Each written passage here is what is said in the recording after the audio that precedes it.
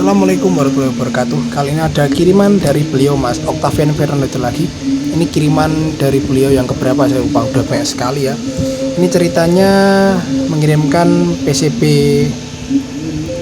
PWM dan finalnya ya, jadi satu. Ini PCB atas mesin las Rhino 200 ya, Rhino MMA 200. Ini MOSFET ya, ada 12 set 12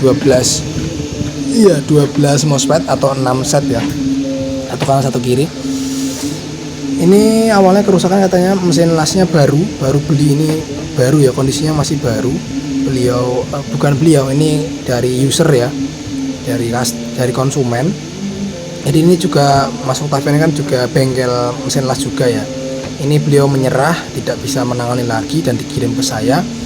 Katanya ini mesin las baru, kondisinya masih baru, terus dipakai ngelas di makam atau di kuburan. Terus setelah dibawa pulang mesin lasnya langsung rusak ya, setelah mengerjakan pagar atau apa gitu, mesin lasnya langsung mati ya, atau rusak. Ini kondisi saya terima, kita colokkan coba ya. Ini sudah terpasang kabel input DC primernya ya, dari rectifier dan envelope filter. Kita coba nyalakan, indikator tidak nyala sama sekali dan berbunyi decit ya, decit dari power supply-nya. Ini maksudnya hangat teman-teman, bunyi decit. Dan ini lihat indikator power nggak nyala sama sekali teman. Ini sudah pasti ada yang konslet atau short ya di bebannya, beban power supply-nya ini ada yang short, beban 24 voltnya. Kita coba cek dulu. Saya taruh dulu kamera di tripod ya biar lebih enak.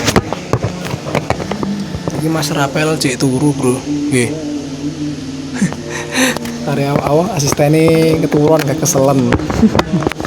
Kita cek dulu, ini kita kerjakan sendiri dulu karena Mas Rapel itu bagian packing dan bagian administrasinya ya. Kita cek dulu teman, ini pakai ohmmeter ya. Kita cek dulu di bagian output power supply, yang ini ada soket ke relay dan kipas biasanya. Tapi untuk Rhino biasanya kipasnya dari 220 ya, langsung dari tegangan AC PLN. Ini ke relay, biasa relay software. Jadi kita cek ground dan plus 24 voltnya kita cek. Ternyata bener, dia short ya, 2,3 ohm atau 2,4 ohm ya. Ini udah lewat batas, bebannya udah bener-bener short ya. Dan ini sebelumnya sudah pernah dioprek-oprek teman. Saya ceritakan dulu ya, ini sudah pernah ganti PWM sampai diganti beberapa kali gitu ya. IC PWM udah ganti beberapa kali. Ini PWM nya baru KA3525 sudah ada soketnya juga. Udah ngoprek-oprek transistor driver juga udah dioprek-oprek semua, lihat nih. Mungkin nggak begitu kelihatan ya. Nah ini udah pernah dioprek-oprek semua. Ini lightingnya agak buruk ya, sorry teman ya, belum upgrade lightingnya. Ini udah pernah dioprek-oprek semua nih. Bagian driver PWM nya ada 4 transistor low tempol. Ini bagian TR coupling untuk sistem on off bagian PWM, dan bagian komparator juga udah pernah diganti untuk transistornya. Dan di sini untuk PWM-nya, untuk driver MOSFET-nya, saya curiga pada driver MOSFET-nya ini karena di sini sudah di jumper dan kayak jumpernya juga kebalik ya, atau salah ini. Ini kok ujung ke ujung di jumper ya, salah ya teman ya. Harusnya ujung ini kan dia dapatnya itu ke jalur apa ini lur, bentar.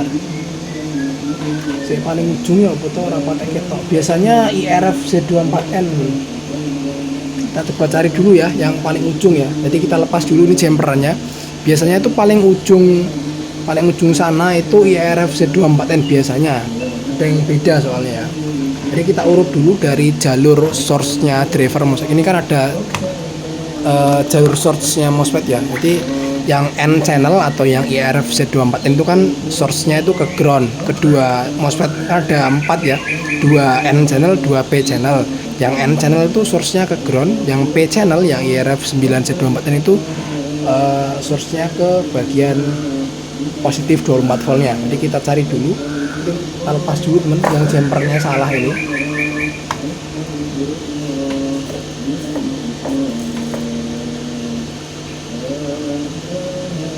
Oke, kita coba cek lagi apakah 24 voltnya masih short ya.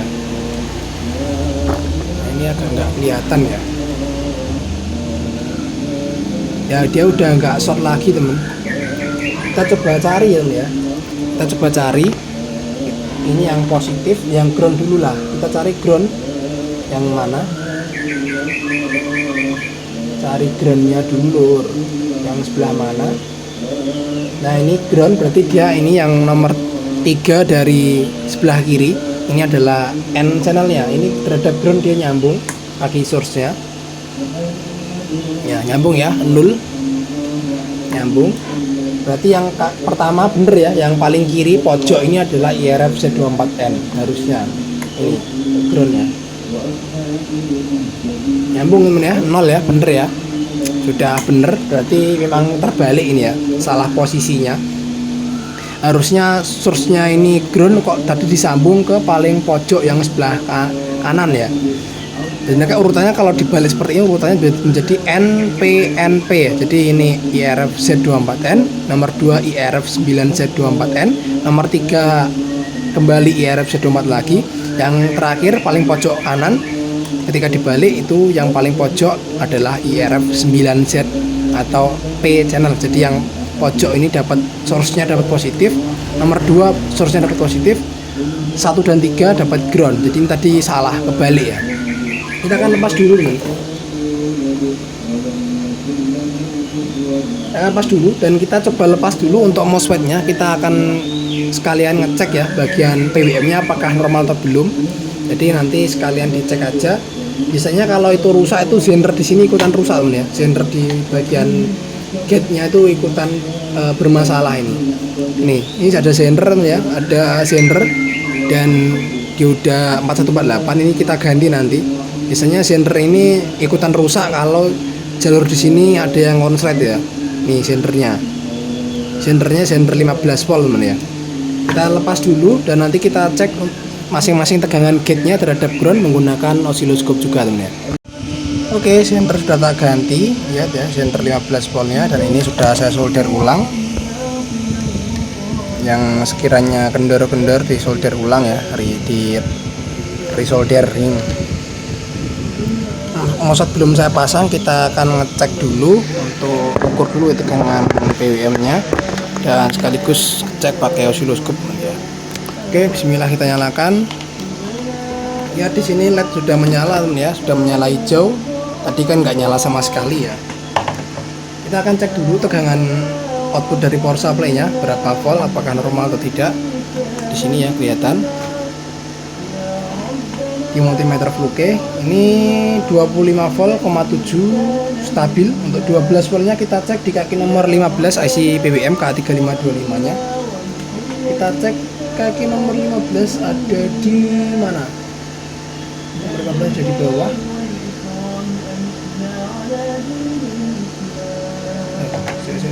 Nomor 15 ada di bawah ya.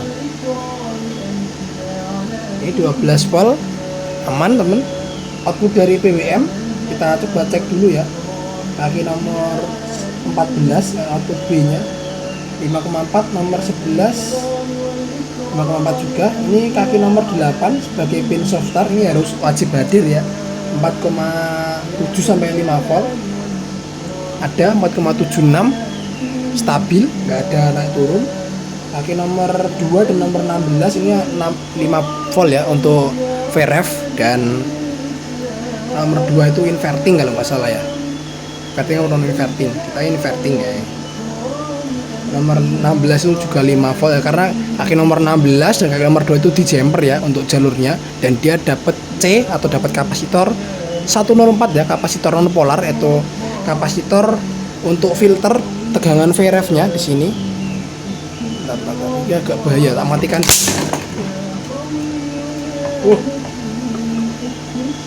Main jeblok lur. Duh, aku mau. Nih ya di sini ya. Ada kapasitor untuk filter ya, teman.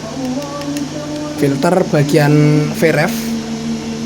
Ini kapasitor di jalur nomor berapa ya? Lupa aku. Itu kapasitor CT ya, untuk penentu frekuensi juga. Nilainya kalau mau seperti 1 nanofarad.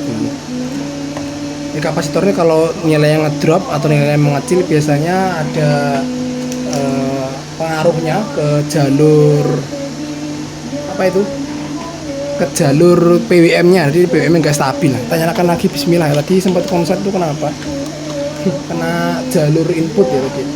Kita sekarang ngecek yang ini ya, input ke MOSFET atau kaki gate-nya setiap MOSFET, kita cek satu persatu. Ini yang mulai yang PEN channel dulu. N channel sebentar. N channel ini output dari transistor driver tadi atau tempol 5,7. Beralih ke sebelahnya EP channel atau IRF 914N 20,78, normal stabil. Terhadap ground ini ya, kalau terhadap positif dia 5 volt juga. Ini yang N channel lagi 5,7. Sekarang terakhir ini IRF 914N 20,5. Ada selisih sedikit tapi nggak apa ya, nggak selisihnya nggak sampai 2 volt lebih, itu masih aman. Kalau selisih 2 volt lebih atau 1 volt lebih itu biasanya ada ada yang bermasalah di transistor drivernya ini. Langsung kita pasang MOSFET dan kita pasang ini trafo GDT nya. Kita lihat untuk gelombang WM nya gimana nanti ya. Kita cek juga pakai osiloskop ya teman, jangan lupa. Ini saya cek pakai osiloskop untuk memastikan bahwa PWM nya benar-benar stabil, jadi nggak ada permasalahan lagi ketika nanti sudah dikirim. Biasanya kalau nggak dicek pakai osiloskop itu masih ada apa ya, PWM-nya masih kurang, kalau masih ada masalah itu kurang komplit itu kalau nggak dicek pakai osiloskop. Ini kita cek yang N channel dan P channelnya. Ini P channel, kaki gate P channel itu 20 volt ya. Ini yang N channel dalam satu fase ya. Jadi dia imbang atau satu fase. Ini ketika kita pindah ke beda fase channel sebelah ya. Nah itu udah kelihatan dead time-nya. Kita coba turunkan ini yang channel 1 biar dia kelihatan himpitannya, dead time-nya kelihatan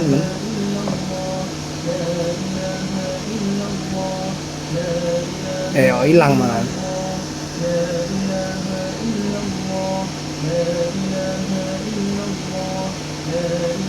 Bentar, ini channel satunya kok hilang ya.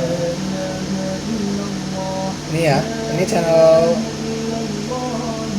yang sebelahnya. Nah itu dead time-nya kelihatan yang warna biru. Coba tak geser ke atas. Ini satu fase ya, satu fase. Ini ketika beda fase, oke ya, sudah berimpitan. Itu dead time-nya itu duty cycle-nya 44,8%, nanti akan naik 10% ketika sudah di outputnya drain MOSFET IRF ya. Ketika sudah di drive oleh MOSFET nanti akan naik sekitar 10%, jadi 54 atau 55% ya.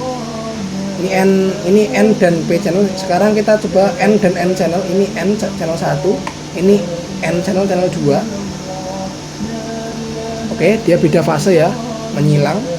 Ini P dan P channel di beda fase. Oke, naik ya, itu 20 volt. Sudah mantap. Tinggal pasang MOSFET-nya, kita cek dulu MOSFET-nya tadi apakah ada masalah. Semoga MOSFET-nya juga masih aman-aman aja temen ya. Ini MOSFET-nya tadi ya, MOSFET-nya bawaannya ada 4 ya, kayak biasa lah, ada 4. Ya, sorry agak belepotan ngomongnya karena baru aja sembuh ya temen. Baru saja, alhamdulillah baru bisa lanjut kerja lagi nih, karena hampir 2 bulan kondisi saya ngedrop temen. Karena tipes ya. Tipes tapi agak berkelanjutan itu ya, karena apa, makanan, pola makan yang salah. Oke, kita akan coba cek dulu MOSFET-nya ini, semoga masih normal dan kita pasangkan. Nanti kita lihat untuk dead time-nya di sini ya, kita cek tegangannya, terus nanti kita cek dead time-nya seperti apa di bagian MOSFET finalnya setelah output trafo GDT-nya. Oke, sudah terpasang untuk MOSFET drivernya. Ini sudah saya urutkan lagi, dan tadi ada satu MOSFET ternyata yang bocor ya, ada yang rusak satu, yang IRF 124 ini sering rusak ya. Untuk N channel itu sering sekali bermasalah. Jadi sempat saya nyalakan dan alhamdulillah sudah normal ya. Kita nyalakan. Ini saya pasangkan probe oscilloscope di outputnya drain MOSFET yang menuju ke trafo GDT. Jadi dual output ini yang menuju ke trafo GDT yang selanjutnya dibagi menjadi 4 subdriver yang selanjutnya untuk mendrive kaki gate si MOSFET finalnya ini. Jadi dibagi jadi 4 subdriver ya. Kita coba nyalakan. Bismillahirrahmanirrahim. Lihat bulamnya. Ya, di sini bulam sudah menyala redup. Ini pertanda bahwa MOSFET final sudah bekerja ya, switching final sudah bekerja. Ini hati-hati jangan sampai kepegang ya untuk bagian ini hot ya, bagian HOT ini bahaya. Inputnya ini high voltage nya, frekuensi tinggi plus tegangan juga tinggi ya. Ini jangan sampai kepegang, tapi kalau cuma kepegang isolatornya nggak apa, tapi jangan sampai kepegang jalur-jalurnya, apalagi megang kaki tengahnya MOSFET itu jangan, itu bisa jengat gitu ya. Ini lihat duty cycle-nya kan naik ya, tuh bener ya, duty cycle-nya naik menjadi 55,1% dan ini frekuensi di 95,9 kHz dengan rise time-nya 65 nanosecond. Ini VRMS-nya, tegangan driver MOSFET-nya, tegangan output drivernya 15,4 volt, stabil ya. Ini bentuk BWM-nya, dead time-nya udah bagus. Ini ada sedikit ripple karena pengaruh dari interferensi MOSFET final yang belum terpasang ke bagian trafo final. Ini sudah tanda bekerja ya, mulai anget ini. Kita cek untuk tegangan jetnya. Ini jangan lama-lama ya, ketika seperti ini jangan dinyalakan terlalu lama karena MOSFET-nya udah overheat ini. Harusnya ketika si driver sudah dipasang, ini tegangan driver sudah dipasang, maksudnya MOSFET driver sudah dipasang dan PWM sudah dipastikan normal, itu kan pastinya dia akan mendrive atau men-switch bagian final outputnya, sehingga si MOSFET finalnya akan bekerja duluan karena dia sistemnya kan seperti half bridge full bridge ya. Jadi outputnya dari sini tuh diambilkan dari semua output di drain maupun MOSFET, drain maupun source-nya MOSFET. Jadi tidak satu dari ground terus satunya dari outputnya drain gitu, enggak ya. Jadi walaupun belum ada trafo final di sini, tapi si MOSFET ini sudah nge-switch ya, sudah hilang gitu. Nanti video selanjutnya akan mungkin saya bahas itu ya. Jadi ketika dinyalakan, ketika belum ada etching seperti ini jangan terlalu lama ya, bisa overheat, maksudnya bisa pecah nanti, bisa jebol karena terlalu panas ya. Harusnya kalau posisi seperti ini sudah normal seperti ini, harusnya ini dipasangkan di etching ya untuk ngetesnya secara lama. Kita cek yang masing-masing subdriver aja. Kita perwakilan dari sebelah sini, kaki gate probe hitam, kaki source-nya probe merah. Ini 4,8 volt. Ini kita pindah ke subdriver kedua karena ini semua tadi sudah saya cek normal ya, 4,8. Ini satset aja karena mau dikirim ya, 4,8 normal. Ini ya subdriver terakhir 4,8 normal juga. Mungkin teman-teman mau lihat bentuk WWM-nya di ini outputnya GDT yang trafo, outputnya trafo GDT menuju kaki gate-nya MOSFET. Kita akan coba lihat ya bentuk. Tapi ini karena oscilloscope-nya belum ada apa? belum ada probe isolated ya, belum ada ground isolated probe-nya. Jadi belum bisa ngecek langsung dua jalur sekaligus. Jadi yang satu harus tanpa ground nanti. Kita coba cek ya. Untuk ngetesnya, aduh ini ketutup itu.